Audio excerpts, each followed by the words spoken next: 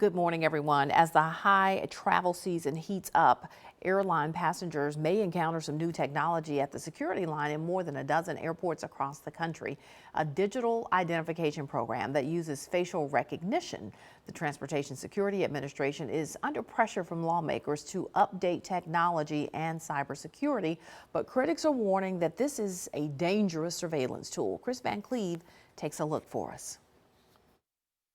Good morning. At the world's busiest airport in Atlanta, All right, you're fully verified. the TSA checkpoint has gotten a high-tech upgrade. You're going to take your ID, insert it into the card reader. Using this facial recognition camera system to compare a flyer's face to their picture on their ID in seconds. All right, ma'am, you're verified. Thank you very much. You can step around.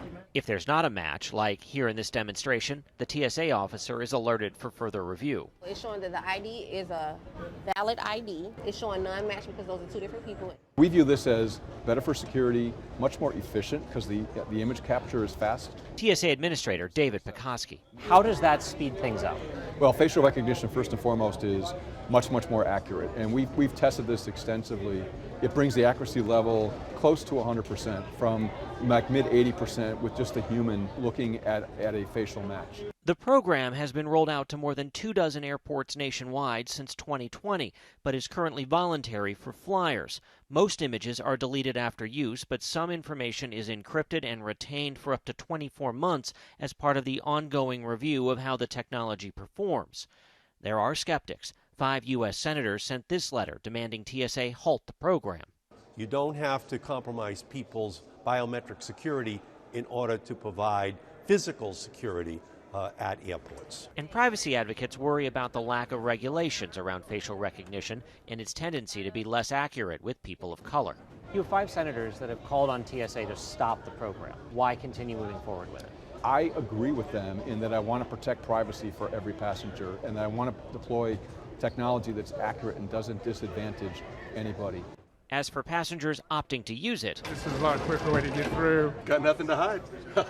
So no concerns here. I think it's great. TSA plans to add the technology to at least 3 more airports by the end of the year. Chris Van Cleve, CBS News, Atlanta.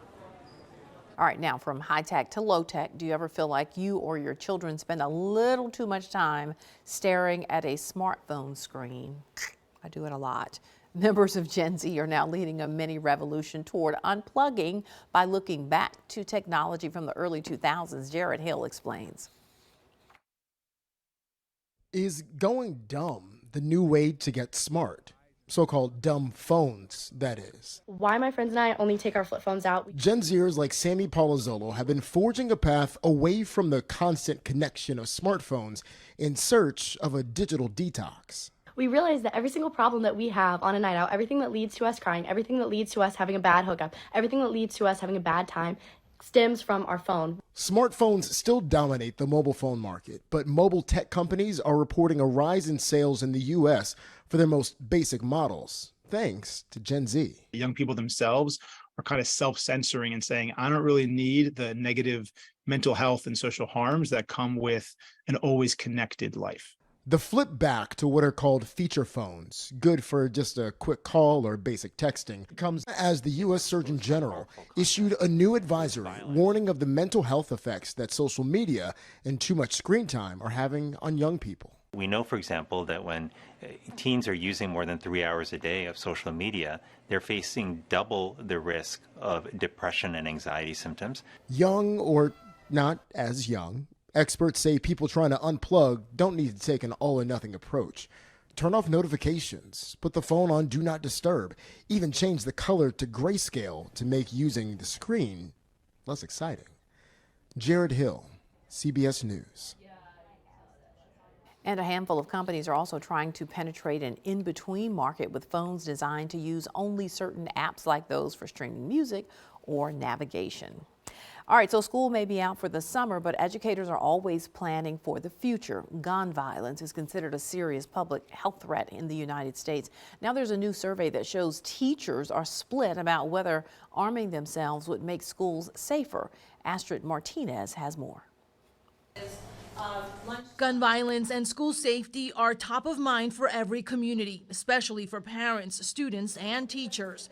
Now, a Rand Corporation survey finds 1 in 5 teachers say they would be interested in carrying a gun to school. 20% believe teachers carrying a gun would make schools safer, but 54% believed armed teachers would make schools less safe. And 26% feel either way, it would not make a difference. I think that they're just under a lot of stress. Emily Rovar is a licensed social worker at Gen Psych. She says teachers today bear a greater burden. Not only are they teaching our children, they are having to be mental health professionals in a way, dealing with high emotions, dealing with kids in distress. And then in the back of their mind, they always have the thought of what if someone does come in this school. And while guns are certainly a big worry, the survey shows teachers' top safety concern is bullying.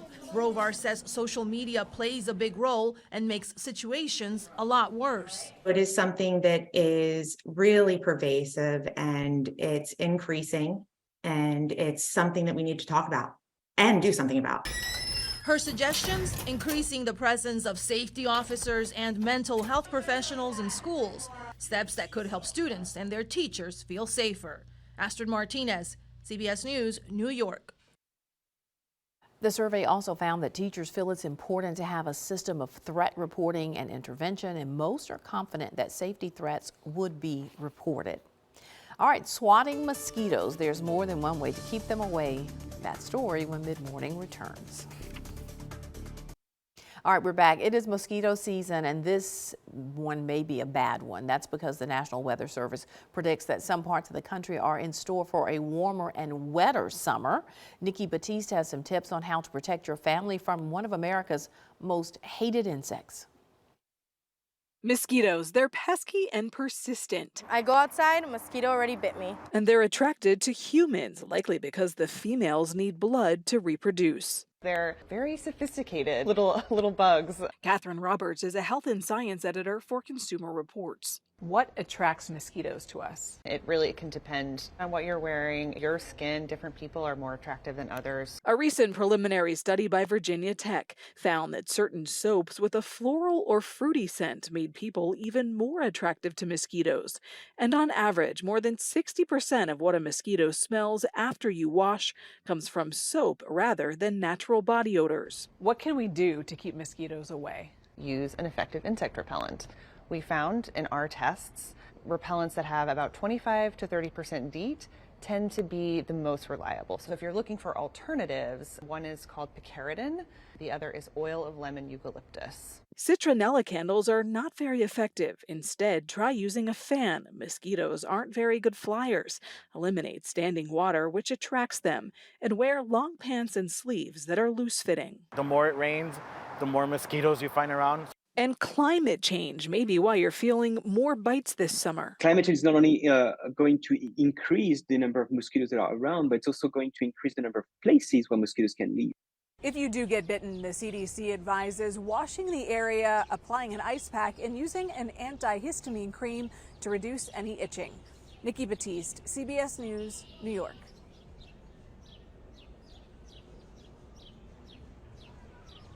FedEx founder Fred Smith ahead on Mid-Morning.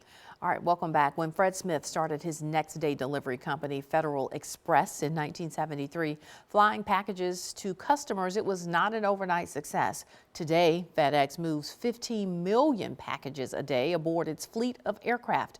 CBS News national correspondent David Martin talked to Smith about how the former Marine captain and decorated Vietnam veteran transformed the shipping industry. Here's the story that originally aired on CBS Sunday Morning. Once you see it, you will never again take overnight delivery for granted. The sorting center at FedEx headquarters in Memphis. Elbow grease and computerized conveyor belts routing packages around the world. The Fred Smith? Well, I am. Here's the man behind it all. Martin. Yeah, good to see you. Good to see you. Fred Smith founded the company that revolutionized business 50 years ago.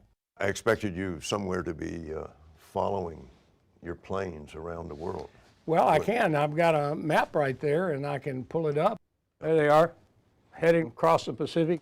Is that what it looks like every day? Yeah, we serve 220 countries around the world. Today, FedEx employs more than 530,000 people and moves 15 million packages a day aboard a fleet of 700 airplanes, including the wide-bodied Boeing 777. So how many of these guys do you own? We have 59 either on hand or on order. The engine of a 777 would not fit inside the cargo hold of his first plane. Now on display at the Smithsonian Air and Space Museum, it is the flagship of the Air Express industry Smith created to meet the needs of the coming information age. Your computer goes down, you have to have the part to fix it or you're out of business. That's the whole principle of FedEx. Smith saw the future when he was still an undergraduate at Yale, moonlighting as a charter pilot flying computer parts. What I was looking at was the first stages of automation of our society, moving to a computer-based society. It was just the recognition society was automating. Did it feel like an aha moment to you at the time? And I suppose that'd be a good way to describe it. But first there was Vietnam, 2 combat tours, a Silver Star, Bronze Star, and 2 Purple Hearts. Looking around here, it looks a little more military than it does FedEx. People don't come back here very often, so I guess this is more personal than the front office is there. This is you in the Marines? That's me and my platoon leaders. 2 of them didn't come back. Smith rose to the rank of captain and came home a changed man. The Vietnam experience was the defining part of my life. Everything I ever accomplished in business is mostly what I learned in the Marine Corps, particularly about leading people. Are you still Captain Smith? He comes out every once in a while if necessary. I found out only in the last 3 years that all my children called me behind my back Stalin. I didn't know that. So I'm sure there were a couple of disciplinary episodes there. So we saw some of your frontline troops at the sorting center. Oh, did you? Your vast network couldn't function without them. Absolutely. How do you reward them? Well, the most important way we reward them is good pay and benefits. So if you work for us, we'll put you through college. But I thought those were part-time workers. Well, they are, but they still get medical benefits and tuition refund. Okay, fly safe. Say Fred around here and everybody knows who you're talking about. You hadn't hardly aged at all. Hey, I look it's like 100 because years of you. Audrey Pfeiffer went to work for him in year 1. Thank you. Thank you. Fred came to this computer training school had began taking. He came himself and talked about his dream, and it was so vivid and so real that I said, went the next day and got hired on the spot. What year did you start delivering? We started April 17th, 50 years ago. I think we had 189 pieces that day. Did you deliver all of those packages overnight? Oh, 100%. Yeah, it was pretty easy when there were only 189. In the first 3 years, the company lost $29 million. So there's stories from the early days where he had to ask employees not to cash their paycheck. Yes, I was one of them. You know, it happened a couple of times that we had to hold our checks. But his hub and spoke system, planes flying into a central location and back out to their final destination, proved overnight delivery was possible. It was just stunning to people that you could do that. Within months, there was a 10-fold increase in the number of packages. Keeping track of them became the next hurdle. The problem was that there was no technology that did that. This was the solution, a small scanning device he calls the Super Tracker. And you scan the package upon delivery or upon pickup, transmitted the information back into our computer system. The barcodes on the outside of the package became as important as what was inside. That flashing blue light scans those codes and tells the conveyor belt where to drop off the packages. So it changed logistics forever. On the night we visited the Memphis hub, planes were landing at 1-minute intervals, each one met by a team of cargo handlers. How long does it take to unload a plane like this? We're doing really well, probably about 35, 40 minutes. Joshua Rhodes is the team leader. There are days where it can be a little stressful, but I mean, that's every job. You feel like you're always working against the clock? But I mean, that is the life of FedEx. The FedEx life came to the big screen in the person of Tom Hanks, That's how much time we have. who played a time-obsessed manager in the movie Castaway. Oh, wait a minute. Wilson. Wilson. That's Wilson, all right. A replica of Wilson. You still away? Wilson, Hank's best and only friend, marooned on a desert island. They may never find us. I'll be right back. The FedEx brand name was everywhere, but the plot had public relations disaster written all over it. When I told our senior VP of marketing that I'd agreed to let a FedEx plane be crashed with Tom Hanks in it, he almost passed out.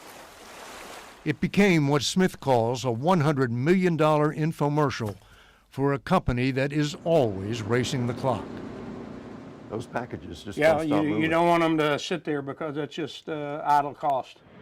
Within hours of landing, the planes are loaded and ready to take off again. In the control tower, Al Coleman needs to get each one airborne within 15 minutes of pushing back from the gate.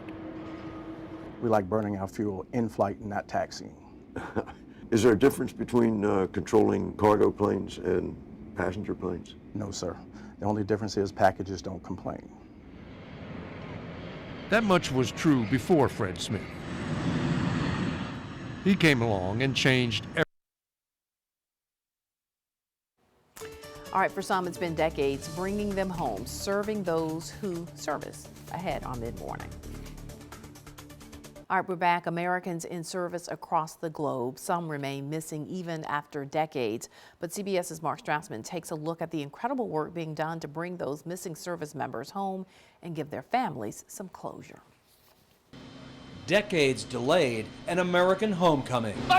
U.S. soldiers, their remains missing since World War II. Their names lost to history. Until now. Immense pride that our country is going to go to such great lengths. Carrie Brown's a forensic anthropologist at this military lab near Omaha and another on Oahu. This painstaking process relies on DNA, dental records, sinus records, and chest x-rays. They give names to the unknowns. A picture emerges, the missing, from World War II through the Cold War. We won't leave you behind. Doesn't matter if it's been 80 years or yesterday, we make that promise to you. An American promise kept. Since 2015, they've identified nearly 1,200 soldiers, sailors, airmen, and Marines, including U.S. Army Corporal Luther Story. What does that mean to you? It means that I get to welcome him back. Judy Wade never met her Uncle Luther, a true war hero. During one battle in Korea, his Army citation says he killed or wounded 100 enemy soldiers. The 18-year-old died protecting his unit. The bravest soldier they ever met was awarded the Medal of Honor. General Omar Bradley presented it to Story's father. But the family always felt more pain than pride, until a phone call last month. He had been identified. You must have been blown away. I was. It was like every brain cell I had went like that. It exploded in my head. Did your heart skip a beat? My whole body did. Painstaking detective work in this lab brought Luther Story's family resolution, recognition from two presidents, the U.S. and South Korea, and relief. Now that he's back, will the pride outweigh the pain? Yes, sir. It does for me. It really does. Even though he died 73 years ago, it's not as bad when you know where he is. And he's not lost anymore. He's not missing anymore. He's coming home. Nameless, often for decades, but never forgotten. For Eye on America, I'm Mark Strassman. Mississippi soldiers are among those identified over the past decades and brought home for a final resting place. Darrell Wade of Calhoun City was killed on December 7th. It was 1941, the day of the Pearl Harbor attack. In December of 2018, Wade was finally laid to rest at the Veteran Cemetery in Kilmichael. Private First Class Jimmy Rowland was killed in July of 1950 during the Korean War, but his remains were not positively identified until 2021. The soldier's funeral was in his hometown of Baldwin in January of last year. And after more than 6.5 decades, the remains of a military soldier missing in action in France finally came home. Corporal Judge C. Helms was buried in Calhoun City in May of 2010. The remains of the World War II hero were found in a forest battlefield where he and 2 soldiers were killed by a German rocket. Stay with us. We'll be right back to wrap things up. All right, be sure you stay connected with us. We'd love to hear from you. We will see you back here tomorrow.